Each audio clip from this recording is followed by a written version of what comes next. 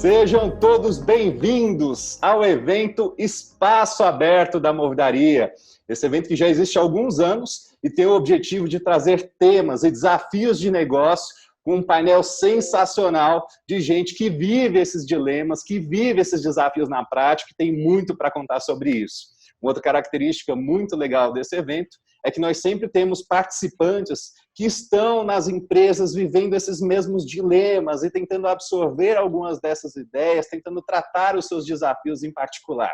E para a gente fazer boa convergência desses mundos, tirar um extrato muito positivo dessa interação, nós temos como estrutura para conduzir o evento. Meu nome é David Dantas, eu facilito esse painel e junto comigo tem a Fabiana Gabriele. Bem-vinda, Fabi, tudo bem?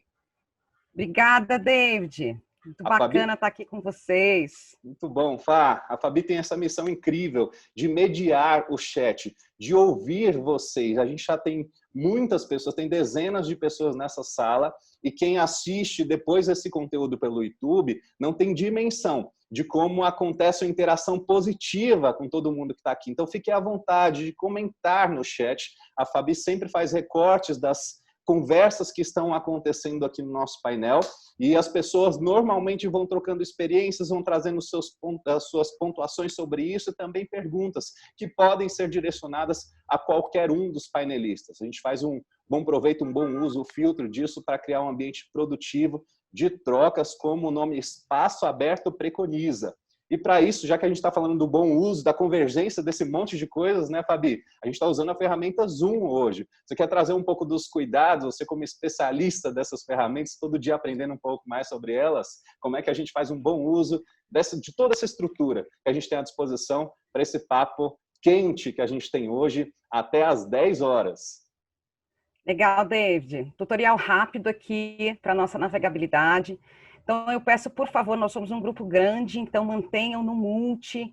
Aqui é o primeiro no cantinho esquerdo da tua tela. Quem puder aqui, mostra a tua imagem, abre tua câmera. Tem problema estar de pijama não, né, David? Coloca um furo de tela, a gente quer te ver, aqui a gente quer trocar um pouco com você. Espaço aberto então, é vida real. Sinta à vontade. Espaço aberto é um espaço colaborativo, então a gente é um espaço feito para você, né? Então, vem aqui e se mostre um pouquinho para a gente. O nosso chat... use reactions aqui do seu lado direito, né, na base da tua tela. Usa uma reação aí, dá um oi aí pra gente. Eu vou dar um oi aqui para vocês, com um coraçãozinho, enfim. Nos sinalizem aqui sentimentos, emoções, né, insights, abusem desses reactions. Acho que esses são os principais pontos. Nós vamos fazer algumas projeções de tela, mostrar algumas informações aqui através de slides, mas na maior parte do tempo nós vamos estar conversando, trocando informações. E eu queria aproveitar aqui, David, já que a gente está falando com o público que nos prestigia hoje, de conhecer um pouco quem está aqui, né? Coloca aí no chat o teu nome, de que empresa que você vem, quem é você, compartilha um pouco aqui da tua história, para que a gente possa fazer uma conversa muito personificada e para que a gente possa fazer um discurso que tenha muito a ver com a tua expectativa. Quem está aqui? Eu já vi aqui a Lígia, né, Lígia? Prazer te ver por aqui. Muito feliz de te ver. E aí é interessante que o evento Espaço Aberto ele já acontece há alguns anos, né, Fabi? E ele aconteceu por anos em versão apenas presencial. Esse ano nós começamos a testar as versões online dele e uma característica que esse evento sempre traz é que são trocas muito relevantes, as pessoas levam de fato algumas trocas positivas dessas para o seu dia a dia e a gente sempre fica muito feliz, a gente tem trabalhado nesse painel com muito carinho nos últimos dias, trocando com os painelistas um pouco do por onde a gente quer viver esse tema, o treinamento morreu, a cultura de aprendizagem não, e com muito carinho enxergando as pessoas que estão inscritas nele. Então, se você quiser comentar, tem muita gente já colocando no chat. Tem aqui, David, Paulo Barreto, da Prodesp, tem o Jax, de Brasília, aqui, SESI Senai, Lígia Renault, Fabiane Glaucia, do RH, do Albert Einstein, Albert Sabin, desculpe, Daniela, da Universidade Corporativa aqui do SESI Senai, Solange, Allianz Partners, Arthur, Jogos Espírito da Coisa, Luciana Nardini, Eduardo Marques, Jéssica Palácio, aprendizagem no iFood. Legal, gente. Muita gente aqui, David. Isabel Freitas, analista de talent, trabalha com treinamento. Lá na Vale. Bacana, sejam A muito gente adora a Vale. bem-vindos na Vale. Então, tem uma turma incrível, a gente tem bastante gente inscrita e tem recebido mensagens aqui. É um momento que a gente deixa o celular até um pouquinho de lado, porque as pessoas, eu estou entrando, já começou, a gente começa a receber todas essas mensagens. Então, tem um time muito animado para essa troca e é bom que esteja, porque a gente preparou um painel muito legal para poder discutir esse tema incrível aqui com vocês, né? Que é o treinamento morreu, a cultura de aprendizagem não. Então, o tema já é provocador e para puxar essa provocação com a gente, acho que é legal a gente entender, Fá, além de quem está aqui, o que esse público espera para a gente poder falar com o nosso painel, quem está aqui conosco. Então, como é que a gente faz isso, Fá? No espaço aberto. Legal, David. A gente vai usar uma ferramenta que é o Mentimeter. Então, nós temos alguns formatos distintos de acesso. Então, eu peço para que vocês respondam o que eu espero encontrar nesses 90 minutos, um pouquinho menos que 90 minutos agora. Você pode clicar aí no teu celular, mente.com, inserir este código 5503230, ou você pode fazer a leitura pelo código QR aqui, pelo esse código de barra aqui. Então, fiquem à vontade para acessar da maneira mais fácil. E também, se você tiver no teu notebook, você pode digitar esse link. Entretanto, acho que demora um pouquinho mais. Então, kiar.mente.com. Vamos lá, acessando? Eu já estou acessando aqui no meu celular também, Fá. O que eu espero Legal, encontrar nos próximos 90 minutos? Oba! Já está nascendo aqui. Já vou mostrar a tela aqui. Já tem troca, novidade, insight, esperança, aprender junto. Trocas ricas.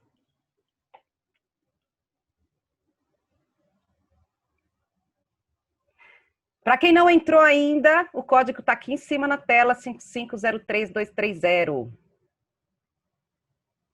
Mente.com. Inspiração. Os novos rumos do T&D. Olha que legal. Que legal. Tem uma característica que eu gosto muito nesse perfil formação de nuvem de palavras, que é aquilo que aparece repetidamente, se destaca. E ao centro, a gente já vê uma formação e um destaque em inspiração, aprendizado, novidades, insights. E parabenizar o público que está aqui, né, David? Deixar um tempinho da sua agenda estratégica, produtiva, para se inspirar, para trocar ideias, enfim, para acessar outras pessoas, né? Eu acho que explorar essa capacidade, essa inteligência coletiva é muito bacana aqui. A gente tem falado muito nos últimos dias, Fá, que alguns desafios são os mesmos. No entanto, eles aparecem com novas perspectivas. E é nesse momento que, como o grupo tem colocado aqui, buscar inspiração, insights, troca, para ter sensibilidade para esse novo momento de transformações, pode ser extremamente útil, né? Que pode trazer novos resultados, novas perspectivas, novos aprendizados e muita coisa boa em termos de ambiente, de performance e de saúde para as pessoas. Bom, David, o convite hoje principal é para que a gente possa se inspirar junto, e trazer insights, aprendizado e acessar novidades. Eu acho que essas 4 palavrinhas aqui representam um pouco a expectativa, o pedido, o desejo de quem está aqui com a gente hoje. Que missão incrível, né? Inspiração é o que está a busca mais destacada, está posta como busca mais destacada desse grupo que já nos assiste, de dezenas de pessoas. E eu aproveito esse tema inspiração para trazer, se você puder projetar na sequência os nomes do nosso painel, que ele está recheado de feras para falar sobre esse tema. Eu vou começar e vou seguir a ordem que está aqui. Cauê Vicente, sócio da Movidaria, head de produtos da consultoria. É sempre uma satisfação imensa poder dividir esse painel com você, meu amigo. Seja bem-vindo. Valeu, David, Fabi, obrigado a todo mundo, os panelistas aí que estão comigo. E obrigado pela presença de todos aí que dedicaram esse tempo bem cedinho para estar com a gente. Espero que a gente consiga ter boas trocas e trabalhar esses insights, esperança, visões aí com esse nosso bom papo aqui. Painel muito bom. Fantástico. Bem-vindo, Cauê. Junto com ele, um colega próximo da Movidaria de muitos anos, né? Conhece a Movidaria desde que ela era Mendes Miguel, participou ativamente do crescimento dessas provocações dessa organização e tem um negócio incrível chamado Educar. Eduardo Lima, é muito bom estar aqui com você. Eu te confesso que todo o time estava vibrando com a oportunidade de poder fazer boas trocas com você nessa data. Obrigado por aceite do convite. Bom dia, pessoal. Prazer enorme estar aqui com vocês. Espero poder contribuir. Fico feliz aí com as palavras e espero que a gente tenha uma manhã muito agradável. Muito bom. Muita inspiração. Muita inspiração. Bem-vindo, Eduardo. Junto com ele, talvez a voz mais conhecida desse público aqui, que sempre nos provoca, sempre traz bons insights, boas provocações, Alcir Miguel. É muito bom estar aqui com você, o CEO da Movidaria. Quando você começou, achei que você fosse anunciar o Roberto Carlos, né? A voz, né? Seria incrível também. Muito bem. Gente, bom dia a todos. Muito obrigado aí pela presença de vocês. Obrigado a Samira, né? A Nira, o Eduardo, o próprio Cauê, né? Alguns que eu conheço um pouco mais profundamente. Quase todos já tiveram a oportunidade de nos provocar dentro da Movidaria. Eu aprendo muito com vocês. A Nira eu não conhecia. Fui pesquisar, Nira, e já estou virando seu fã por tudo que li aí na internet, nas redes, né? Quero conversar mais com você. Muito obrigado. Eu espero que a gente consiga atender essas expectativas aí.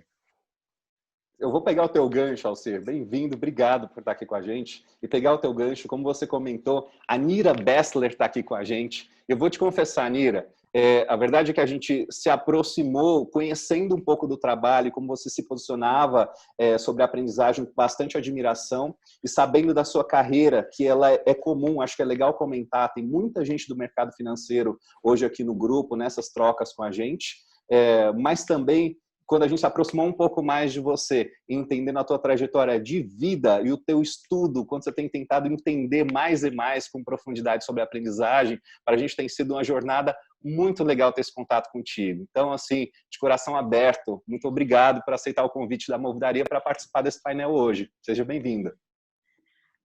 Obrigada, bom dia a todos. Imagina, eu que agradeço essas palavras carinhosas de vocês.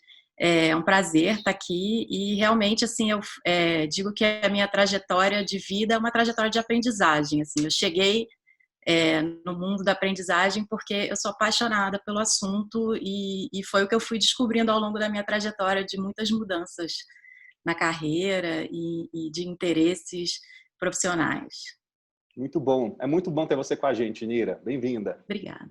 Esse grupo está falando de trocas, de transformações, e foi justamente nesse escopo que a gente começou a conversar, né? Samira Miguel, que é gerente executiva do Instituto Ayrton Senna, uma organização que a gente tem muita admiração na Movidaria, que viveu tantas transformações nos últimos anos e que todos os contatos, todas as trocas que o grupo teve a oportunidade de ter com a Samira especificamente, foi tão relevante para a gente que a gente ficou muito feliz quando você aceitou o nosso convite para também expandir essa troca para esse grupo que está aqui hoje ao vivo e que também as pessoas podem consumir depois esse conteúdo nas nossas plataformas, inclusive no YouTube. Muito bem-vinda, Samira. Obrigado por ter aceito o convite.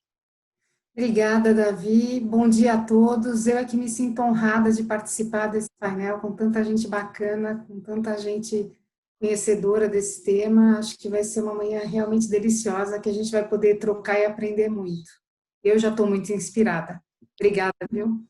Inspirados estamos, continuaremos. A missão é que a gente saia daqui com novas ideias, insights, práticas para fazer imediatamente. E para isso, se você puder passar a próxima tela, Fá, a gente sempre tenta fazer um registro aqui do nosso evento. Nós temos hoje 2 facilitadores gráficos que fazem um trabalho com a gente já há algum tempo, fizeram esse trabalho ao vivo em muitas ideações conosco no último Congresso Brasileiro de Treinamento e Desenvolvimento. Luiz Flávio, Leandro, sejam bem-vindos da Alavanca Projetos. nós de tempos em tempos, a cada 20 minutos mais ou menos nesse papo, nós projetaremos a tela de como é que está ficando a facilitação gráfica, eles vão reunir todos os insights das nossas trocas, e ao final do evento, esses insights serão compartilhados com todo o grupo e estarão disponíveis aqui nas nossas redes sociais. A imagem produzida por esse grupo de facilitadores Alavanca Projetos, representado pelo Luiz Flávio e pelo Leandro. Bem-vindos, amigos. Vamos conduzir juntos esse evento aqui. Então, a partir disso, com uma estrutura dessas, né, e com um painel poderoso como esse, a gente tem que começar quente essa conversa. Nosso tema é treinamento morreu, a cultura de aprendizagem não. E para a gente esquentar, a gente abrir esse evento, né, e falando de uma forma bem direcionada sobre a aprendizagem, eu queria, Alcir, já te chamar para essa pauta. Tá? A ideia é a gente apresentar um pouco desse repertório, Alcir, de mais de 20 anos da Movidaria, apoiando os negócios a evoluírem por meio do conhecimento e por meio das pessoas, né? Trazer um pouco desse repertório do que a gente viveu ao longo dessas décadas, para relembrar um pouco do histórico da aprendizagem corporativa no Brasil, já que a gente está falando que o treinamento morreu. Essa é uma afirmação nesse tema específico de hoje. É uma afirmação extremamente polêmica e falando que a cultura de aprendizagem está presente no nosso dia a dia. Para isso, a gente já começa quente, né, Alcir? Toda provocação é boa, né? Toda provocação é boa. Já que a gente está falando de inspiração, esse talvez seja o caminho dos estalos mais poderosos. Se a gente pudesse fazer um recorte histórico, Alcir, eu vou dividir essa pergunta em 2 blocos. A Letícia sempre fala que eu faço perguntas difíceis, então eu tenho que representá-la, que ela não está presente com a gente hoje no painel, então vou representá-la já começando assim. Vou te fazer uma pergunta composta, tá? A primeira é, se a gente pudesse fazer um recorte histórico, quais são as fases e modelos que te saltam aos olhos, que nós vimos evoluir nesse mercado, né, que mudaram o jeito de se pensar a aprendizagem nas empresas no Brasil. Eu queria que você olhasse para a gente historicamente, recorte histórico, quais foram os grandes modelos que mudaram o jeito de pensar a aprendizagem corporativa. Mas uma segunda provocação aqui. A gente sempre toma bastante cuidado na Movidaria de falar sobre a obsolescência das coisas, de datar as coisas. No Brasil é assim, você dá um passo para a direita, você está numa realidade super digital, você dá um passo para a esquerda, você está na realidade super analógica, as duas coisas convivem e sempre conviverão. Né? É um continente dentro de um país extremamente plural. Então a gente toma bastante cuidado para falar de obsolescência, mas olhando esse recorte histórico, na tua visão, Alcir, o que já não cabe? Né? O que precisa mudar no jeito que a gente pensa como uma organização aprende? Então, eu queria fazer esse recorte histórico contigo e gerar uma provocação de o que a gente não dá mais para a gente sustentar em termos do jeito que a gente pensa de como uma organização aprende. Topa essa bola comigo? Bora lá. Não sei se eu vou conseguir fazer um histórico tão detalhado, né? Mas acho que antes de responder objetivamente as suas perguntas, eu preciso trazer um pouco de contexto. Excelente. Acho que tão importante, ou mais importante do que esse histórico evolutivo, né, de treinamento e de desenvolvimento, de educação corporativa, seja lá o que for, o fato é que o que a gente conhece de RH e de áreas de T&D, ou de educação corporativa, ou áreas de aprendizagem, elas foram moldadas, sei lá, entre 1880 e 1930, né? Todas as referências históricas vão nos remeter mais ou menos aí para essa época. E o mais incrível é que muitas das características dessa origem, né, dessa largada, dessa moldagem de largada, permanecem em muitas empresas no Brasil, né? O Brasil é um país gigante, as diferenças regionais são claras, né? Então, tudo que a gente praticou, pelo menos até a década de 90, acho que isso durou pelo menos uns 100 anos aí, não tem muita evolução. É um ajuste ali, é uma novidade aqui, mudança estética do lado de lá, mas os dogmas, né, os paradigmas, as premissas, durante décadas foram mais ou menos as mesmas. Acho que depois da Revolução Industrial, né, o treinamento ganha pela primeira vez um objetivo um pouquinho mais complexo, né, que é de adaptar e desenvolver os operários ali para utilizar máquinas, né, para produção em massa. Os desafios eram muito de especialização técnica, né, de trabalhos muito específicos mesmo, né, trabalhos muito fragmentados.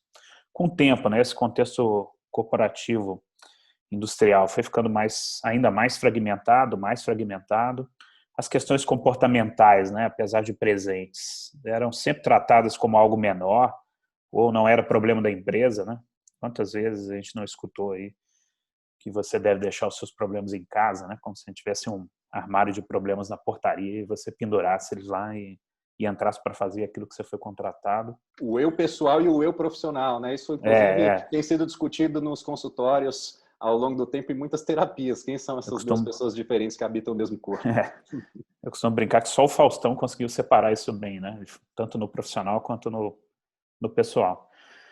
Treinar alguém era uma necessidade básica de saber fazer, né? Uma parte muito específica do que precisava ser entregue e os indicadores também muito enviesados por um raciocínio industrial, produtivo. Em suma, o que a gente conheceu de treinamento e desenvolvimento até a década de 90 tinha um caráter extremamente utilitário, né? Pessoas basicamente eram peças, recursos, né? Gente é custo, essa é a grande frase, né? Essa é uma das coisas que eu acho que está ficando para trás e precisa ficar para trás, né? Gente não é custo, gente não é recurso, né? Gente é outra coisa. Bom, o que parece ter rompido, fiquei pensando aqui durante a sua pergunta, o que parece ter rompido com esses 100 anos aí, mais ou menos, de mesmice, né? Eu acho que tem algumas coisas que romperam com isso quando eu olho para trás. Primeiro é a questão da globalização, né? Você tem um salto de competitividade enorme com a questão da globalização no início da década de 90, isso vai ampliando. O outro, sem dúvida nenhuma, é o surgimento da internet e a democratização de tudo, né? Mudou a forma de interação, as pessoas individuais, né, valores, projetos, enfim, a individualidade aumentou muito. Mudou essa forma de aprender, né, mudou a forma de trabalhar. Alguns intermediários, né, sumiram nesse processo, quando eu falo de negócio, quando eu falo de interações. Mudou radicalmente a forma de se comunicar, né? As marcas ficaram mais expostas também, né? Privacidade, para mim, virou uma utopia, né? Tem muita gente ainda preocupada com privacidade e confesso que não sei como fazer com essa história hoje. Dizem que é uma ilusão, né? Eu acho que sim. Tenho essa desconfiança. Acho que há uma consciência de que as pessoas, de fato, não têm apenas esse caráter utilitário, né? As pessoas têm necessidades, desejos imediatos, né? Têm seus sonhos. Acho que a gente não conseguiu evoluir como sociedade. A gente atingiu, em setembro, o maior nível de liquidez no mundo, né? Assim, dinheiro disponível. Nós estamos jogando dinheiro para cima. Nem por isso temos uma sociedade melhor, né? A desigualdade social é enorme e só cresce. Temos sérios problemas ambientais, temos outras questões aí para tomar conta. Também acho que o mundo acadêmico, né, quando eu olho graduação, por exemplo, graduação no mundo acadêmico tornou-se um nanodegree assim, para a carreira de todo mundo, né? Então isso também muda o que está acontecendo dentro das companhias, dentro das empresas, né? Muda o jeito de olhar a carreira. Nasceram negócios exponenciais, né? Acho que a história de negócios exponenciais deu uma bagunçada na lógica nos sistemas de gestão mais tradicionais, vigentes, né? Inovação está por todos os lugares, apesar de eu ainda acreditar que no Brasil as empresas e o RH não fica fora disso. Acho que nós gostamos mais de novidade do que de inovação, né? A gente gosta da coisa diferente, mas não necessariamente de inovação. As decisões ainda são muito pautadas em matrizes de riscos, né? Há uma necessidade de uma evolução da cultura de aprendizagem. Eu tenho escutado muito falar sobre cultura de aprendizagem, e isso não é novo. Todas as companhias têm a sua cultura de aprendizagem, né? O que nós precisamos, talvez, é prestar um pouquinho mais de atenção nisso, né? Reconhecer essa cultura de aprendizagem, entender, compreender como ela funciona e evoluir, né? Explorar como é que a gente evolui essa cultura de aprendizagem. E talvez também eu acho que a questão da aprendizagem autodirigida, né? Acho que a pandemia deu uma acelerada nisso, não tenho dúvida, mas a aprendizagem autodirigida está crescendo. Então, RHs ou áreas de T&D ou de educação corporativa com viés mais, eu vou dizer, mais assistencialista, né? Menos orientado para negócio, menos orientado para o usuário, né? Menos orientado para o aprendiz, vão sofrer muito daqui para frente. Né? Tá claro que o digital chegou para ficar, ele vai se esparramar por todos os lugares, dentro e fora da companhia. Também está claro que a evolução, né? Esse passo para o mundo digital é um desafio humano, não é um desafio de tecnologia. Né? A gente tem discutido isso muito dentro da Mordaria e muito com os nossos clientes. São coisas que me vêm à cabeça olhando a sua pergunta. Né? Acho que, em resumo, precisamos ter coragem para explorar e aprender com a realidade, com o que está posto. Né? As pessoas estão aprendendo os mais diversos ambientes, das mais diversas formas, a hora que querem, do jeito que querem. Então, assim, procurar uma resposta certa, pronta, né, sobre um assunto tão complexo, num cenário também de alta complexidade, né, me parece um pouco inútil. Estou curioso aí para saber o que os outros panelistas têm para dizer sobre essas coisas. Nós precisamos ter coragem para aprender com a realidade, uma fala poderosíssima do Alcir. E ela nos provoca, né, nessa reflexão que toda organização tem uma cultura de aprendizagem, reconheça isso ou não, e o quanto que essa cultura ela é funcional aos estímulos de negócio que eu preciso fazer para alcançar a minha ambição. Né? E deixar as pessoas felizes e produtivas dentro desse contexto é uma questão chave, que está ali todos os dias na mesa de quem mexe com a aprendizagem. E é por isso que eu quero chamar a Samira para esse papo agora. Samira, Miguel, bem-vinda. Eu quero olhar para esse tema junto contigo, porque o Alcir falou de grandes e importantes transformações. E acho que nada mais bem contextualizado do que falar de transformação, de mudança nesse momento. O Instituto Ayrton Senna viveu grandes movimentos de transformação nos últimos anos. Né? Eu acho que tem uma história incrível sobre isso especificamente. A gente vive isso em todas as empresas. O Instituto Ayrton Senna é um excelente exemplo. Na sua visão, Samira, quais deveriam ser os papéis da aprendizagem corporativa nesse período, em um período de grandes transformações? O que a gente assume no papel para a aprendizagem corporativa? Obrigada de novo, Davi. Eu queria justamente pegar esse gancho do Alcir, né? Quando ele traz que a cultura de aprendizagem é a gente poder viver, ter a coragem de viver a realidade, enfrentá-la e, a partir dela, criar, de fato, uma cultura que seja aderente à própria organização, né? Nós passamos, nos últimos anos, de fato, por uma mudança bastante radical no Instituto.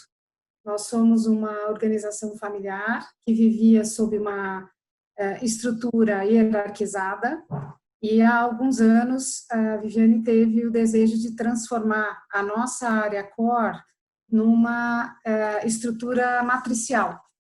E isso foi preparado com muito cuidado. Nós criamos uma equipe multidisciplinar, trabalhamos cada uma das situações que poderiam ser vivenciadas, criamos matriz de decisão, tudo aquilo que se pode imaginar. Treinamos os times de como é que eles deveriam se comportar, tentamos, de alguma forma, fazer com que essa virada de chave fosse o mais suave possível, o mais razoável possível em termos de energia e desgaste do time.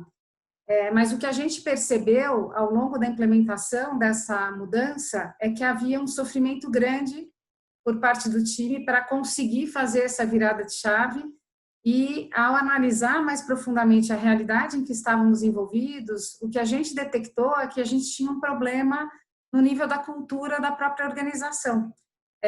Nós fomos criados a partir da imagem do Ayrton, que é um ídolo querido por todos, não é?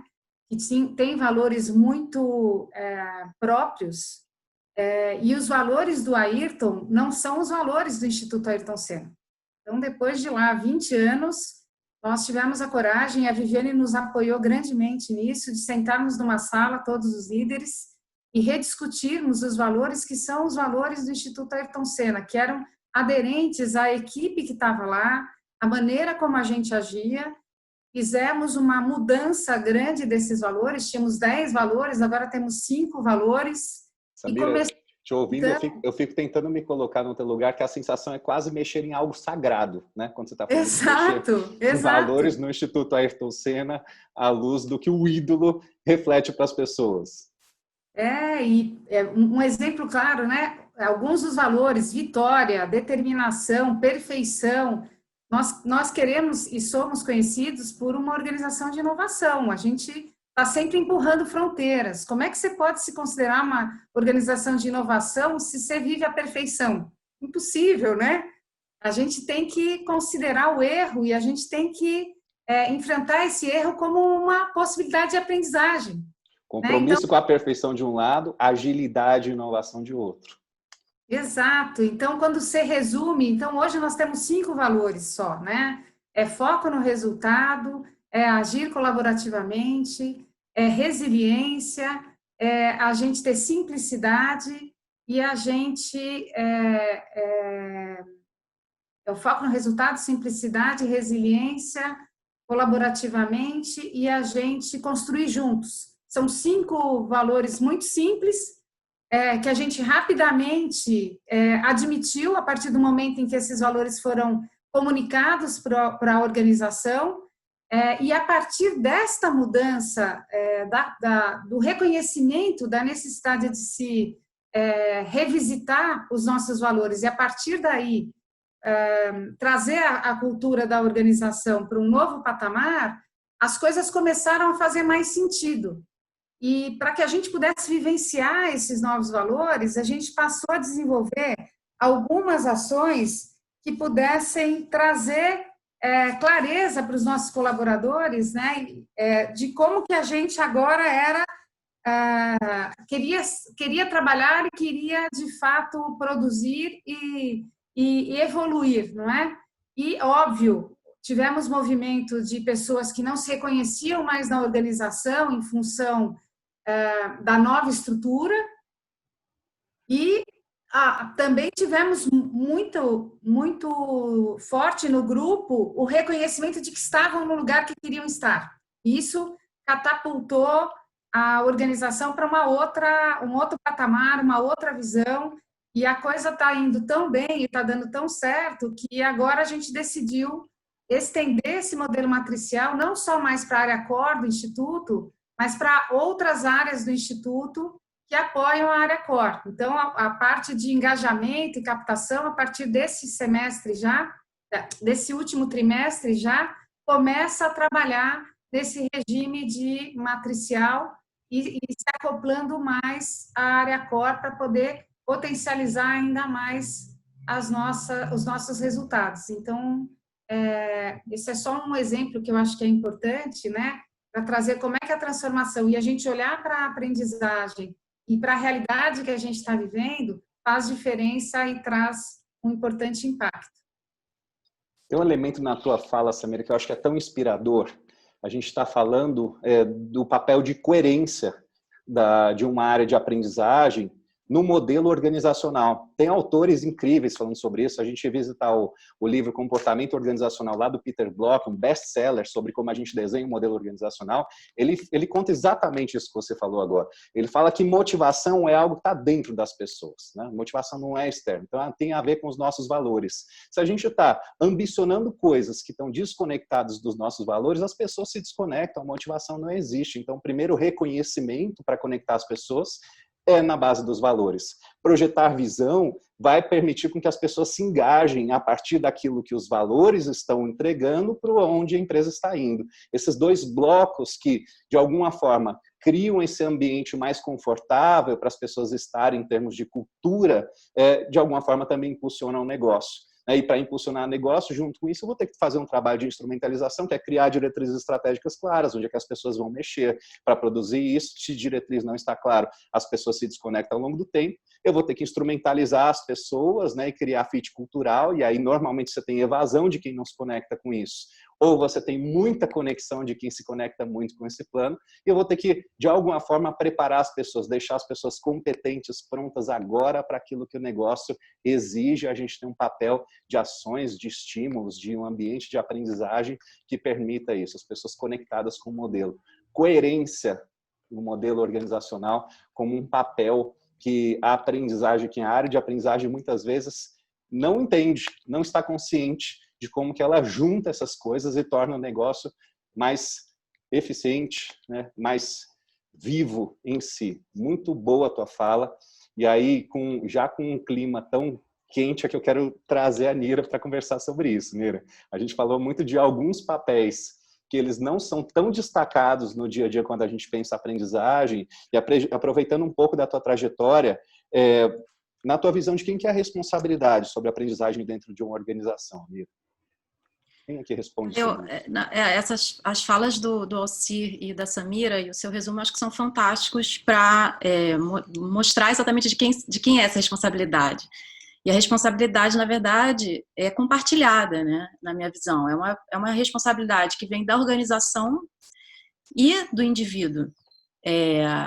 Eu acho que a palavra coragem foi muito bem colocada, porque a gente está falando de uma mudança grande, e que a organização precisa tomar a frente quando ela pensa em ressignificar a cultura dela de aprendizagem, e o indivíduo precisa ter uma nova postura sobre o que é aprendizagem, né? Quando a gente pensa no tema da nossa conversa aqui, né, o treinamento morreu, por que o treinamento morreu, né? A gente precisa pensar como que a gente aprende. A gente está muito acostumado a pensar que aprender é fazer um treinamento, aprender é fazer um curso. E na verdade, como o Alcir também falou, a gente aprende o tempo todo. É um evento, exatamente. Pode ser, assim, na verdade, tudo isso podem ser oportunidades de aprendizagem, mas existem muitas outras formas de aprender. E do ponto de vista da organização, acho que a Samira colocou muito bem, quando ela coloca a aprendizagem de uma forma mais ampla. A postura com que você encara um erro, isso é uma postura da organização frente à cultura dela de aprendizagem. E aí a gente não está falando de treinamento, a gente está falando do que é aprender. Aprender é refletir sobre os seus erros e também sobre os seus acertos, né? É você ter essa liberdade e essa confiança de entender que o erro pode ser colocado e falado para que ele seja um objeto de reflexão. Então, do ponto de vista da organização, isso com certeza é fundamental. Do ponto de vista do indivíduo, a coragem, eu acho que vem de repensar como a gente aprende. A gente está muito acostumado a receber informação e achar que a gente aprende que nem uma esponja, que vai vir alguém e simplesmente entregar para a gente um conteúdo e que a partir daí a gente aprende. Só que eu acho que todo mundo aqui já teve essa experiência de perceber que muitas vezes os treinamentos não cumprem esse objetivo de aprendizagem. Muitas vezes os treinamentos são divertidos, são legais, mas quando você sai do treinamento, o que você aprendeu de fato, né? Então, para o indivíduo pensar de que maneira ele pode aprender para além do treinamento e do curso, né? Eu tenho um exemplo aqui em casa que é o meu marido, né? O Alcir comentou que a pandemia explicitou essa coisa da aprendizagem autodirigida e da aprendizagem formal também. Meu marido, ele assumiu um cargo de liderança 2 semanas antes da pandemia. Então, ele mal conhecia o time dele, ele tem um time grande, e ele teve que aprender a fazer liderança por home office, de um dia para o outro. Que desafiador. Pois é, imagina. E aí, o que ele fez? Ele foi procurar um curso de como liderar por home office? Não, né? Ele foi aprendendo, buscando aprender como conviver com aquela realidade, refletindo muito sobre a prática dele, inclusive conversando muito comigo a respeito, buscando no Google, buscando informações, conversando com colegas que já passaram pela mesma situação. Então, tudo isso é aprendizagem também. A gente precisa começar a separar, aliás, acho que a gente já passou do momento de separar a aprendizagem de treinamento e da educação tradicional. David, posso fazer o pulse aqui com a galera? Deve. Eu vou fazer o seguinte aqui, quero fazer uma pergunta para essa galera aqui do nosso chat. Eu vou voltar aqui para o nosso Mentimeter, valendo, para vocês acessarem e contarem aqui um pouquinho para a gente. Vamos lá. Treinamento morreu? A cultura de aprendizagem não. Vendo? Tá morno ou tá gelado? Qual que é a visão desse grupo aqui? Bora lá. Código na tela 9271440, mente.com.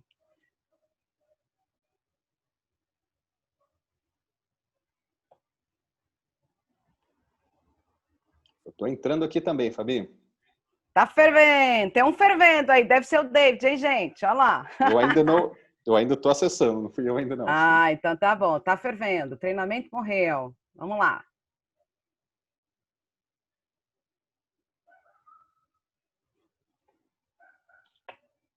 3 pessoas.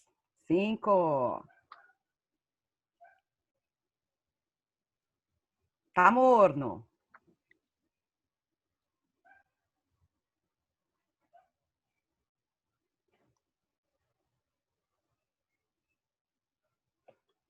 Bora lá. Mais 30 segundos aqui para a gente ter uma visão de como que está a nossa percepção aqui enquanto grupo.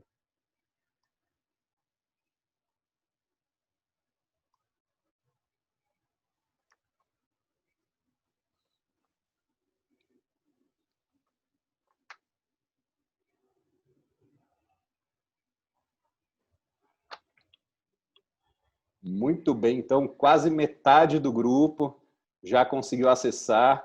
A gente tem uma percepção já de temas sensíveis sendo abordados aqui e uma provocação de como que a gente deixa isso ainda mais quente. Eduardo, eu vou te trazer para essa pauta, né? A gente fez excelentes provocações para começar esse papo aqui. E o Eduardo, como CEO da Educar, eu acho que tem um olhar para a aprendizagem que ele é muito interessante em termos de aplicabilidade. E aí tem uma discussão que ela é muito presente nas mesas, nas áreas de aprendizagem, Eduardo, que é assim, qual que é a estrutura organizacional mais adequada para prover aprendizagem relevante para as pessoas, sabe? Existe uma discussão, a gente trabalha muito esse dilema no momento de desenhar um projeto, um learning strategy, como a gente vai redesenhar essa área especificamente. E nesse tema a gente tem uma polarização muito forte. Existem parte das organizações optando por uma estratégia super centralizada, no papel de prover estímulos e ter toda a ideia de o que as pessoas deveriam aprender em cada uma das áreas. E existe um outro polo que olha um outro grupo, né, com modelos mais descentralizados, nos quais as pessoas, as áreas têm conhecimentos específicos aos dilemas aplicados de negócio e são mais protagonistas sobre esse processo. E a gente não defende nenhum nem outro, a gente acredita que existe uma convergência aí de inteligências. No entanto, quando eu olho a Educar propõe um olhar diferente para a aprendizagem e aplicabilidade. A gente está falando de profissionais específicos com interesse específico. Eu queria que você compartilhasse um pouco com a gente, Eduardo, o que a gente aprendeu na Educar a respeito de aprendizagem relevante para as pessoas. O que tem funcionado para vocês? Qual que é o olhar da Educar a respeito de como criar aprendizagem relevante para as pessoas? E a gente vai falar de estrutura na sequência com o Cauê Vicente. Tá bom, bacana, David. Eu sou meio peixinho fora d'água aqui nesse grupo, né? Eu conheço o Alci já há muitos anos e quando eu fui convidado lá para participar de um processo de aconselhamento, né, para a Movidaria, na época Mendes Miguel, eu sempre me coloquei num outro lugar, né? Porque eu não sou da área de aprendizagem corporativa, né? Apesar de ter tido experiências com empresas, eu sou empreendedor já há mais de 13 anos, né? Eu nasci, minha veia empreendedora já nasceu digital, né? A Educar é o meu terceiro negócio, meu segundo com o ensino à distância, né? Eu já trabalho com ensino à distância há quase 10 anos. Então, aí pegando o gancho no que o Alci falou sobre, né, futuro, tendência, né, do digital, eu nasci nisso e a gente vê quanto que a pandemia acelerou ainda mais esse processo, né? A gente viu as visitas, buscas por curso na Educar nos últimos meses aumentar em 40%. Então, a gente trabalha... Um dado interessante. Muito, muito impressionante. A gente vê outras empresas também com esse mesmo comportamento, às vezes até dobrando, né, a procura e o interesse pelos cursos. Então, assim, rapidamente o que é Educar, né? Educar é uma escola online que ajuda pequenos empreendedores, ajuda profissionais a se capacitarem de forma independente. Né? Então, você pensa nossas áreas de gastronomia, artesanato, fotografia, moda e beleza, é uma pessoa que entra ali na Educar para se capacitar. Né? Então, é uma estrutura muito focada no indivíduo. O indivíduo ele busca essa educação porque ele precisa, porque ele quer, porque ele gosta. Então, assim, eu sempre vou ser favorável a esse processo de de empoderamento do indivíduo, né? A gente, e na Educar mesmo como empresa, como fala, para ajudar as pessoas a se desenvolverem, os colaboradores e a nossa equipe, a gente também tenta estimular esse comportamento, né? Que cada um busque aquilo que eles realmente procuram, que eles realmente acreditam que faz sentido dentro dos desafios deles como área de negócio, né? Como os desafios que eles têm como desenvolvimento da carreira deles e obviamente, desenvolvimento da empresa. Então, é nisso que eu acredito, né? Eu vou dar um exemplo de um aluno nosso que entra na Educar, muitas vezes, nosso slogan, né? Viva da sua paixão. Então, ajuda a pessoa a transformar uma paixão em negócio.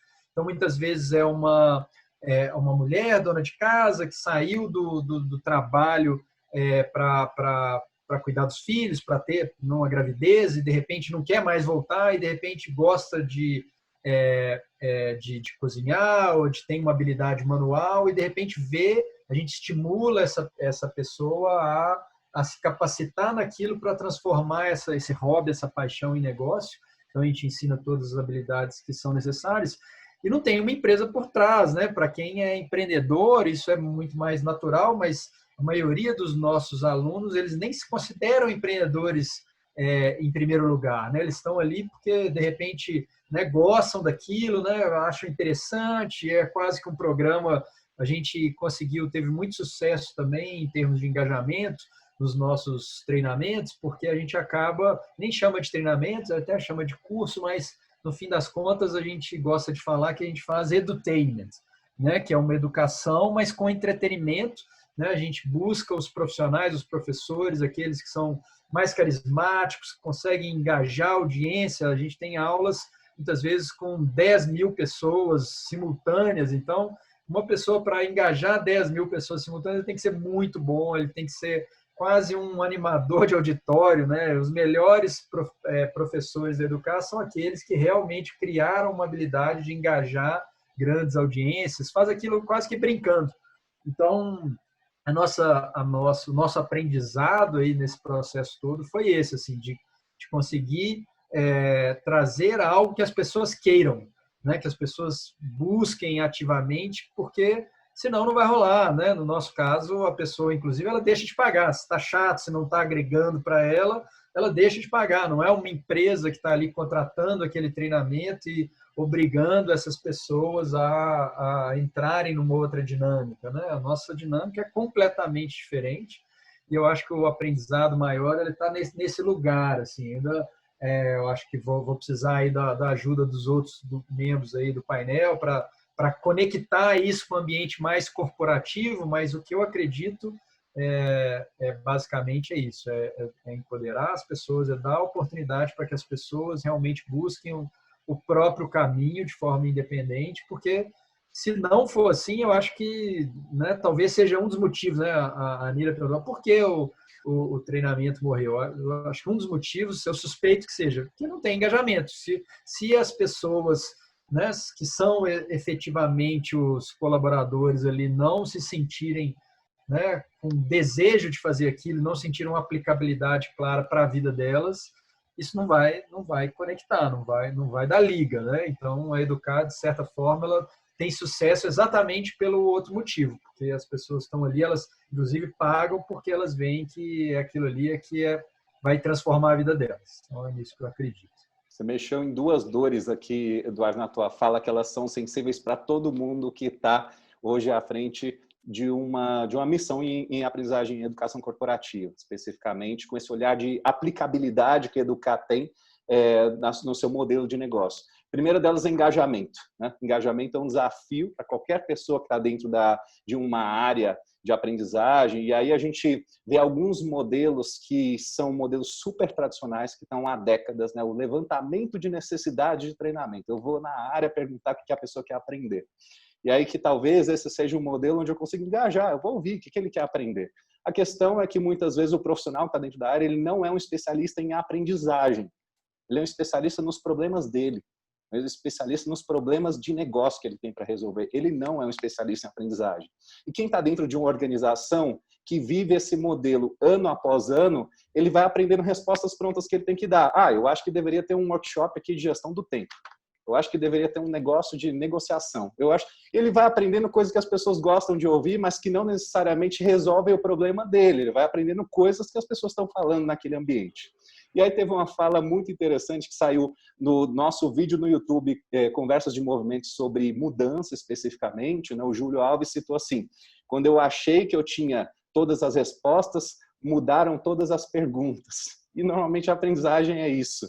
Talvez a pergunta, né, de um levantamento de necessidade de treinamento, refletindo à luz do que você falou sobre engajamento, deveria ser: quais são os seus principais dilemas de negócio? E eu, como especialista de aprendizagem, pensar estímulos que ajudem, sustentem, promovam, que funcionem esses dilemas de negócio. Talvez eu estivesse perto de um modelo de aprendizagem mais relevante para as pessoas, né? Acho que esse é um primeiro ponto em relação ao engajamento que você trouxe, que ele é muito importante no dia a dia. Segundo, quando a gente olha esse tema específico de edutainment, né? Nesse momento online, quando a gente perdeu alguns dos nossos estímulos sensoriais que estavam presentes lá numa aula presencial, num workshop, as pessoas se pegavam, mudavam a configuração da mesa, conversavam olho no olho, mais e mais as empresas têm traduzido isso: olha, eu preciso de um showman, eu preciso assim de gente fazendo pirotecnia na sala. E a verdade é que esse pedido, quando a gente aprofunda um pouco, ele é muito mais um pedido de: não me torture com 2 horas olhando para um vídeo onde as pessoas elas não se conectam comigo. Deixa isso leve. Deixa esse meu dilema de uma forma não torturante. Isso leve, com ritmo, que eu me conecte, que eu me reconecte. E existem muitas formas muito interessantes de fazer isso. E acho que a Educar tem feito isso com bastante sucesso pelo nível de engajamento do seu público. E eu acho que essa é uma provocação pertinente que está no dia a dia de todo mundo e deveria ser uma preocupação em relação aos nossos modelos de estímulo. Trazer leveza, trazer ritmo, trazer relevância para aquilo que as pessoas vivem na realidade. Excelente provocação. E já que a gente está fazendo tantas provocações, Fabi, eu vou chamar o Cauê para falar de modelos na sequência. O Cauê sempre nos ancora conceitualmente, mas se a gente já tem alguma coisa para compartilhar, a gente está fazendo facilitação gráfica desse encontro, né, Fá? É isso aí. Então, David, eu quero mostrar também como está ficando a nossa produção, o nosso painel, mas antes eu vou trazer só uma fala aqui da Lígia Andrade, que conecta fortemente aí com o que você trouxe, né? Ela fala um pouco aqui: o formato do treinamento ele tem que ser divertido, a gente não tem budget, ou seja, é altamente complexo. Você até falou da pirotecnia, né, de todo esse processo de envolvimento, engajamento, e ela deixa para a gente aqui uma provocação, que é onde que está esse desafio de engajamento, né, na nossa visão aqui, o quanto é difícil no mercado que ela atua, que é um mercado automotivo, onde há pouco espaço para treinamento, muita cobrança por resultados. Como transformar essa visão, né? Como pensar em novos formatos, como fazer diferente em mercados tão tradicionais. Quer dizer, engajar e demonstrar essa aplicabilidade se torna um fenômeno e um desafio brutal, né, dentro desse contexto. E a Elaine também faz uma provocação dizendo assim, né, e quando que a gente vai desvincular das questões de controle, as famosas avaliações de reação e tudo mais. Então, eu acho que eu vou deixar aqui como um ponto, a gente tentar ajudar a Lígia aqui. Eu entendo que tem outras pessoas do grupo aqui com a pergunta de engajamento. Enquanto isso, nosso painel aqui está na tela, tomando corpo. Olha você, Alcir, que incrível! Que legal! Bem melhor, hein? Gostei mais. Depois olha você lá. me manda aí, por favor. Muito melhor que Roberto Carlos, hein? Olha lá!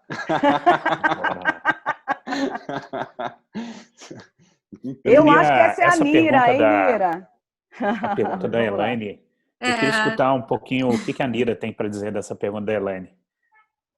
Me conte aí, Nira. Pode repetir, Fabi, para a Nira se conectar? Te ajuda aqui, Nira. A gente estava falando, acho que tem 2 grandes temas aqui, né? O Lígia traz os desafios de engajamento para nós aqui, dentro de alguns setores que são muito tradicionais nos seus formatos. E a Elaine nos provoca dizendo: quando que a gente vai se desprender dessas ferramentas de controle, né? Avaliação de reação, a lista de presença, de repente você está numa interação muito importante, você para tudo para assinar a lista, para contar quem está presente, enfim, como que você vê essas ferramentas de controle, né? Que são chamados como indicadores? Eu acho que não fazem o menor sentido. Um ponto que eu acho que é fundamental é que as pessoas só aprendem aquilo que importa para elas. Elas só aprendem aquilo que as interessa. Parece radical, mas isso é uma questão até da evolução do nosso cérebro. Quando o nosso cérebro, ele busca economizar energia. A gente tem evolutivamente essa tendência a buscar a economia de energia. Então a gente tende a buscar processos automáticos. Quando a gente para pensar e refletir profundamente sobre alguma coisa, é porque aquilo tem que ser importante para a gente. A gente não para refletir profundamente sobre coisas que não nos interessam e não nos importam. E qual é o mecanismo que o nosso corpo desenvolveu para que a gente soubesse o que é importante, o que é relevante, o que tem que tomar o nosso tempo com reflexão e pensamento? São as nossas emoções, não é a nossa racionalidade. Eu acho que todo mundo aqui já passou por situações em que sabe que tem que aprender alguma coisa, mas não consegue seguir adiante nesse aprendizado. Porque não basta saber, a gente tem que sentir. Então, quando a gente... e aí, como que as organizações lidam com isso, né? Porque cada um vai ter um sentimento, cada um vai ter uma questão do que importa, o que não importa. Um ponto fundamental é preciso levar em consideração como as pessoas se sentem e as emoções das pessoas e os interesses. Esse é um ponto inicial. Ouvir as pessoas, escutar. E escutar não só o que elas racionalmente, como você falou, você vai fazer um levantamento de necessidade de treinamento, é algo industrial, é um pensamento muito cartesiano, racionalista, né? E as pessoas não funcionam desse jeito. A gente precisa começar a levar a questão das emoções para o aprendizado. Se a gente está falando de treinamento, como o Eduardo falou, você ter pessoas que prendam a sua atenção. Edutainment faz todo sentido. Storytelling, que levanta, é uma questão importante para a nossa emoção. Às vezes, o que você precisa para um bom EAD é um bom roteiro. Você, às vezes, não precisa gastar tanto dinheiro. Se você tiver um bom roteiro, um bom storytelling ou alguma coisa que mantenha a atenção da pessoa e prenda o interesse, a manter a curiosidade, isso é um caminho, né? Então, um ponto que eu acho que é fundamental, que a gente precisa começar a aprender e que está sendo cada vez mais claro nas pesquisas de neurociência e neuroeducação emoção, ela não complementa a aprendizagem. A emoção é uma parte essencial da aprendizagem. Partes essenciais para criar uma estratégia mais relevante para as pessoas. Que fala provocadora, Nira. Obrigado por compartilhar ela com a gente. Eu quero ampliar a pergunta da Lígia, Fabi, porque eu acho que ela é muito poderosa, né? Eu acho que a Lígia ela traz uma visão profunda. A gente já teve a oportunidade de debater dilemas desse mercado específico em algumas ocasiões, né, Lígia? De culturas diferentes, né? Olhando para uma cultura japonesa, depois de um grupo com uma mistura de culturas especificamente. E aqui ela fala sobre um desafio de engajamento, que ele é muito pertinente de modelo. Eu vou ampliar essa pergunta e trazer você para a pauta, Cauê. Coloco sempre esse desafio que é mais complexo para o Cauê como especialista que nos ancora em termos de método e uma visão estruturada sobre a aprendizagem para discorrer sobre ele. E aí eu vou tentar trazer aquela fala do Nigel Payne, o Cauê, que é o autor de Workplace Learning, né? Tem vários outros livros lançados, que ele fala que uma cultura de aprendizagem é menos sobre a aprendizagem em si e mais sobre criar condições para que ela aconteça. E eu queria refletir sobre isso contigo. Quais deveriam ser as premissas, então, para que uma área, né, ou uma estrutura organizacional fosse mais funcional aos desafios das pessoas? Conseguisse, de alguma forma, atingir mais o coração das pessoas e aquilo que elas precisam fazer com a aprendizagem. Me traz um pouco dessas premissas e eu acho que a gente vai passar por engajamento quando a gente fala disso. Pergunta fácil, né? Super tranquila essa aí. Bem tranquila. David, eu vou fazer uma divisão nessa minha resposta em alguns blocos, assim, começando com uma visão mais geral, de visão de ser humano mesmo, sobre aprendizagem, e terminando com os exemplos aplicados, é o que eu vou tentar fazer aqui nessa minha fala. Essa fala do Nigel Payne, para mim, é uma das coisas que, ao longo dessa minha trajetória em aprendizagem corporativa, fez dar um bug assim no meu cérebro de forma racional de como enxergar a aprendizagem, né? E é normal quando eu, por exemplo, comecei, como muita gente que provavelmente está aqui, né, assistindo a gente, como analista de treinamento, instrutor de treinamento, né, de treinamentos técnicos, e a gente ingressa nesse mundo entendendo que a aprendizagem é ofertar alguma coisa para que as pessoas anotem, né, é ofertar um momento, é ofertar uma aula, que a aprendizagem é oferta. E quando essa frase do Nigel Payne é uma das frases que ao longo desse meu tempo de trabalhando com aprendizagem fez eu entender que olhar para a aprendizagem de um jeito mais amplo, bem mais complexo do que isso. De fato, os eventos são parte de um processo de aprendizagem, né? Mas a aprendizagem é um processo, não é um evento de aprendizagem, né? Então, o primeiro recorte que eu quero fazer nessa resposta é a visão do ser humano para a aprendizagem. Então, e aí é uma coisa, pode ser um absurdo assim, eu vou falar como autoral, tá? Mas aprender, para mim, praticamente é um dos instintos humanos, né? Se a gente é solto no meio de um ambiente hostil, ou no meio de uma, sei lá, de uma savana, sei lá, um deserto, a gente vai aprender a lidar com aquele contexto. Não tem como não aprender. O não aprender é morrer. O Harari diz isso no Homo Sapiens, né, sobre a nossa evolução como espécie. Sim, boa referência também. É um instinto humano, né? O que as instituições, ao longo do tempo, o Alcir trouxe bons recortes, né? As escolas, as universidades, os modelos de aprendizagem corporativa, as universidades corporativas, arquiteturas, enfim, o que essas instituições fazem é modelar, ritualizar o ato de aprender, né? É deixar para a gente como rotina, né? Mostrar que tem um ambiente para lembrar a gente, assim como o Natal, como os eventos que acontecem na nossa vida, para a gente lembrar do carinho que a gente tem que ter com as pessoas, né? Então, ainda bem que existem. Então, primeira coisa, ainda bem que existem as universidades corporativas, as universidades, as escolas, porque isso ajuda a gente a ritualizar o ato de aprender, de sobreviver, né? De aprender coisas novas e sobreviver como espécie. Um outro bloco, uma outra camada, para mim que vai em direção dessa sua pergunta da cultura de aprendizagem, é refletir seriamente sobre o que é aprendizagem. E pode parecer um exercício meio besta, assim, mas parar por alguns minutos, sei lá, 10 minutos por dia, 5 minutos por dia, que seja, mas principalmente quem está dentro de uma área de aprendizagem corporativa, o que eu estou fazendo com a aprendizagem? Qual que é a função do que eu estou entregando para as pessoas? E para o negócio, principalmente, né? Porque se eu estou dentro de uma área de aprendizagem corporativa, a aprendizagem serve ao interesse de negócio, né? E isso é excelente, né? As pessoas vão se desenvolver, o negócio vai se desenvolver.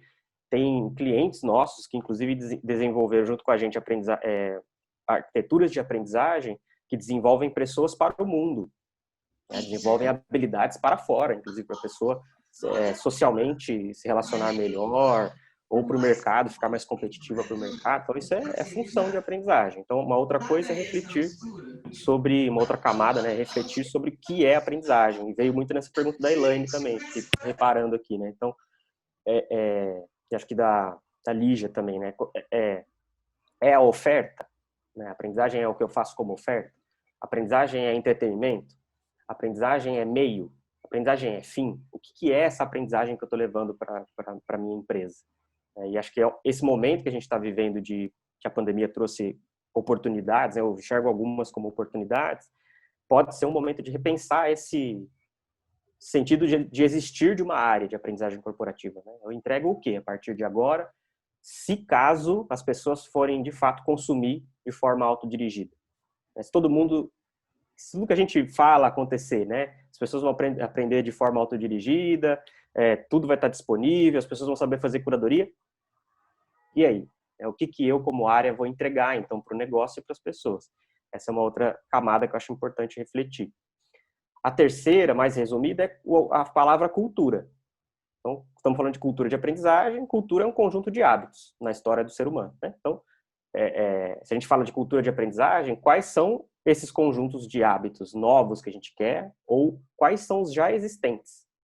Que é uma das falas que o Alcir trouxe, né? Então, é um tema que está bem alto, a cultura de aprendizagem, né? Eu já ouvi em alguns momentos, em alguns fóruns, algumas conversas que eu participo, criar uma nova cultura de aprendizagem. E como que se cria uma nova cultura, né? Pensando no comportamento humano. Isso não se cria, isso se forma através de ritualização, através de entender principalmente o que já existe. É um pouco da fala do Alcir lá no começo, né? Então, qual é o conjunto de hábitos de aprendizagem que já existe na sua organização? Como é que a gente identifica isso? E de que modo a gente sistematiza isso? Porque aí eu crio uma cultura e começo a pensar em forma, que é um pouco que eu vou falar mais para frente, que é mais específico da sua pergunta. Mas a primeira coisa é identificar a cultura. Como as pessoas aprendem nessa empresa? E de que forma eu faço essa pesquisa? É mandando um survey monkey lá, perguntando se as pessoas aprendem melhor online ou presencial? Precisa pensar na forma também de fazer essa identificação, que normalmente não é uma forma tão direcional. A Nira trouxe, inclusive, ali, né? Eu perguntar as necessidades para uma pessoa, obviamente ela vai me falar, ou ela vai me dar uma resposta de adaptação, ou ela vai me dar uma resposta do que ela acha que é certo. Então é muito racional. Esse processo é além do racional, né? Saber de fato o que eu preciso aprender. Talvez eu nem saiba o que eu preciso aprender. Eu preciso aprender a aprender isso. Talvez seja esse um outro exercício. Uma quarta camada é uma visão bem particular que eu tenho de como eu entendo a aprendizagem.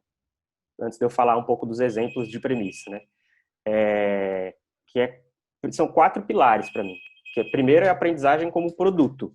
Então, eu entendo a aprendizagem como um produto de um processo, que eu chamo de efeito. Então, quando eu vou ensinar algo, eu estou pensando em ensinar ou estou pensando no que eu quero que a pessoa aprenda? Qual que é o final dessa jornada de aprendizagem? Como eu quero que isso se mostre como resultado?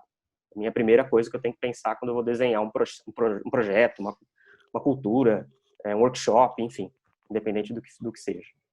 O outro ponto, outro pilar é função. Qual que é a função da aprendizagem dentro do negócio?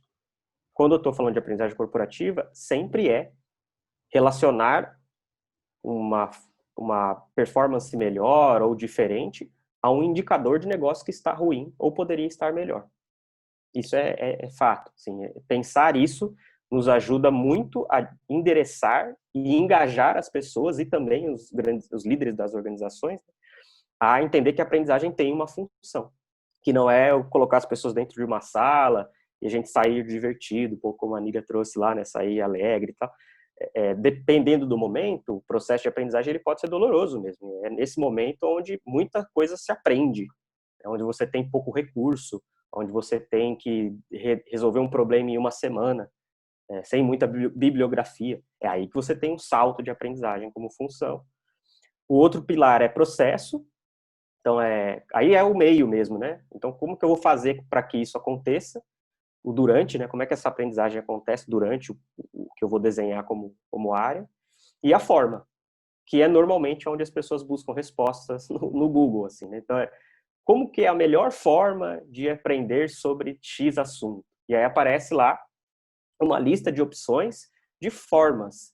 E é importante, eu gosto de sempre refletir sobre a função do Google, né? Que é uma empresa admirável, assim, mas a página ela tem uma função de venda também, né? Ali tem muita gente vendendo coisa, né? Tem muita oferta que não está muito preocupada com o que você de fato quer, precisa, porque não tem como saber o que você de fato precisa, só você para saber, né? Mas a preocupação com os meios está muito em alta, mas a aprendizagem é além do meio, né? Não é só o meio, não é só a tela, é um processo.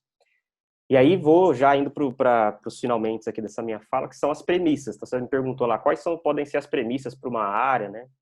Eu vou trazer alguns exemplos, depois trazer um exemplo na prática para inovação, que é um tema que a gente, na Movidaria, por exemplo, recebe com frequência. Então, um é a temporalidade. É uma premissa para mim para desenho de uma área, de uma estrutura organizacional de aprendizagem, área de T&D ou redesenho, enfim. É entender esse conceito de atemporalidade. Então, aprender não é um evento, é um processo, que a Nira e o Alcir também falaram lá no começo. Se isso é verdade, não existe antes, durante e depois, só existe durante, não acaba. Então, um workshop é parte de um processo. Qual a atenção que eu tenho que dar para depois do workshop? Para mim é muito maior do que para o workshop. O workshop está montado, está desenhado, né? A aula online está desenhada, está montada, é um ambiente seguro. Quando a pessoa sai, quanto tempo eu me dedico para a transferência? Para promover um ambiente de transferência, de fato, né? Então, isso é um dos conceitos, uma das premissas para mim, né? A outra premissa e a Samira falou bem sobre isso, que é buscamos sempre uma cultura de inovação e preparar pessoas através de aprendizagem, educação, para que inovem. Mas eu não posso errar. Se eu não posso errar, é impossível inovar. Não tem como eu inovar numa coisa fazer algo que já existe. Eu preciso fazer uma coisa nova. E a tendência é que eu erre. Então, considerar o erro como um espaço organizado de aprendizagem também, para mim, é uma premissa. O exercício é sistematizar isso. Da mesma forma como a gente sistematiza um workshop, uma aula online, como eu sistematizo um ambiente favorável ao erro. Então, eu envolvo liderança, eu envolvo a área de aprendizagem, eu envolvo o aprendiz, eu envolvo o cliente do aprendiz, né, do que o aprendiz vai fazer com aquele aprendizado. Então, isso é uma outra premissa. A outra é ter atenção ao não programado, que é a atenção aos eventos que não são programados, que é onde, para mim, de fato, acontece 80% da aprendizagem. Depois que a pessoa sai de algum evento programado, workshop, curso, sprint, sei lá, é aí que ela vai aprender. Então, se ela não tem um suporte, se ela não tem um contexto que a provoque para ela, de fato, transferir, vai ficar naquele platô que a gente já conhece, que é de sucata de aprendizagem, né? Vai ficar lá guardado aquele conhecimento para ela um dia trocar ideia numa conversa com alguém, mas ela não vai transferir, porque o contexto não provoca, né? Então, atenção ao não programado é uma outra premissa. A outra é priorizar o saber fazer, ao saber. Então, o que eu percebo hoje é uma busca muito grande pelo saber, pelo adquirir conhecimento, né? Adquirir informação.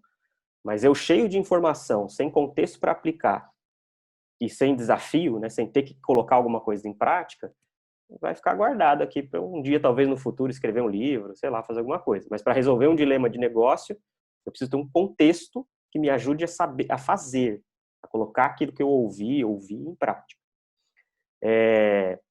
Uma outra premissa aqui para ir para um exemplo de inovação é pensar as ofertas da área de aprendizagem. Se a área vai continuar existindo como quais são as ofertas para esse novo contexto de mundo? Né? É conhecimento? Só conhecimento? É só evento programado? Será que eu preciso criar ambientes para que as pessoas testem coisas e aí sim aprendam?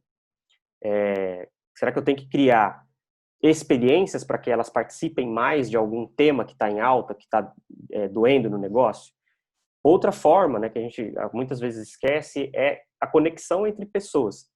Então, promover conexão entre pessoas é um dos grandes fatores para uma cultura de aprendizagem eficiente, né, instalado numa empresa. Além de conhecimento, experiências e conexão. Esse tripé, para mim, funciona bem. Porque é como a gente vive a vida. Né? A gente, fora da empresa, a gente conhece coisas, troca com pessoas, testa coisas na prática e manda mensagem para alguém no LinkedIn, como eu conheci a Nira, por exemplo, através do LinkedIn, né? A gente se conheceu virtualmente dessa maneira. E muito provavelmente aprendemos muitas coisas aqui nesse evento, muito mais que se a gente fizesse um workshop juntos, talvez. Né? Então, esse tripé pessoas, conteúdo e conexões, para mim, experiência é um outro fator, uma outra premissa para uma área de aprendizagem. E um que é bem desafiador, fazendo bastante empatia com os meus amigos e colegas das áreas de treinamento, é criar a prática de aprender curiosamente nas pessoas. Então, tem muito tema, já tem muita coisa, muito tema posto, acho que liderança, inovação, gestão, tem muita coisa boa já disponível. O desafio é criar a necessidade do aprendiz de saber, de querer aprender coisas, né? Criar um ambiente favorável ao aprendizado. Isso é mais amplo do que ofertar um workshop sobre um tema. O meu grande desejo dentro de uma área de aprendizagem é que essa área impulsione pessoas para que elas queiram aprender coisas. Assim como o Eduardo falou ali, né? A busca é do aprendiz lá na Educar, né? Se os aprendizes de uma empresa, né, os colaboradores de uma empresa fossem pagantes das nossas ações de aprendizagem, o que a gente ofertaria para eles? Se eles fossem pagantes? Se eles comprassem nossos cursos, estou chamando a gente de área de aprendizagem, né? Excelente, nossos eventos.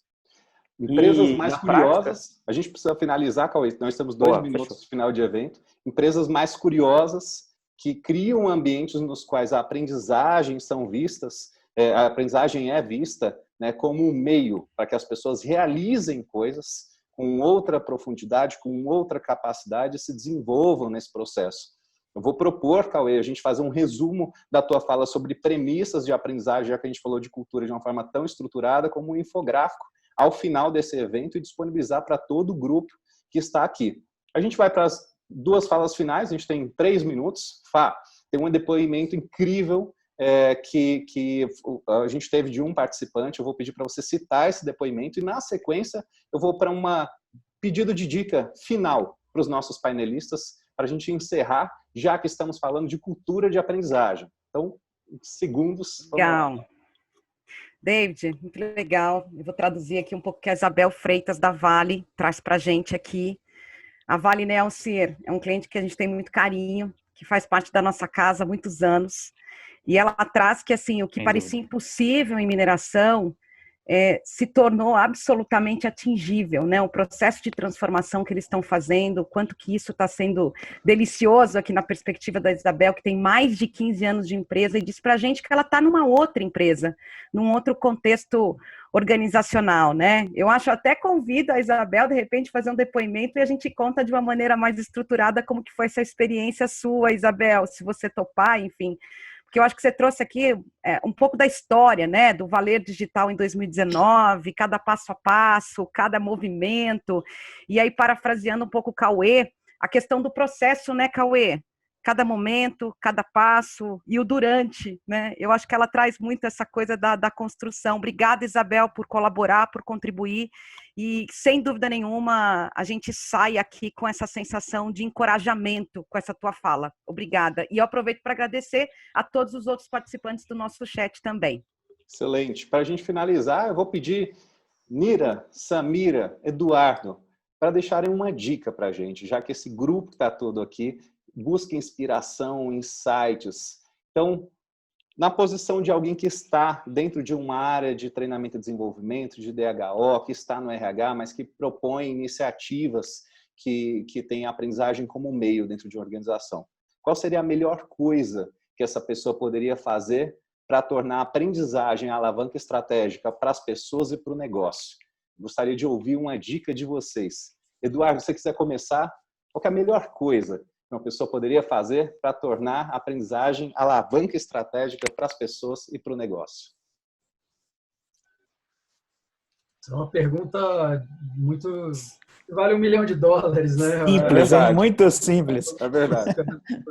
Essa solução, difícil dizer, assim, uma das coisas que eu posso compartilhar com vocês que a gente está tentando fazer, eu acho que no ambiente corporativo, com amostras menores, é um pouco mais difícil de fazer, mas se for em empresas maiores, eu acho que dá para fazer, é trabalhar personalização, né? Então, assim, a tecnologia possibilita isso, né? Que a aprendizagem ela seja direcionada a partir dos processos individualizados. Então, cada pessoa que tem determinadas dificuldades com determinados assuntos, a gente traz assessments diferentes, conteúdos diferentes, dependendo do nível dessas pessoas.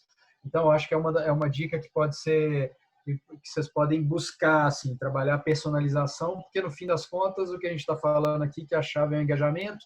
Então, quanto mais a pessoa entende que aquilo é para ela, aquilo é adequado para a necessidade, para o nível dessa pessoa, acho que as chances de sucesso são maiores. Então, eu deixaria essa aí bem rápida, bem difícil também de ser implementada, mas pode ajudar aí, quem sabe, nessas áreas ter mais sucesso.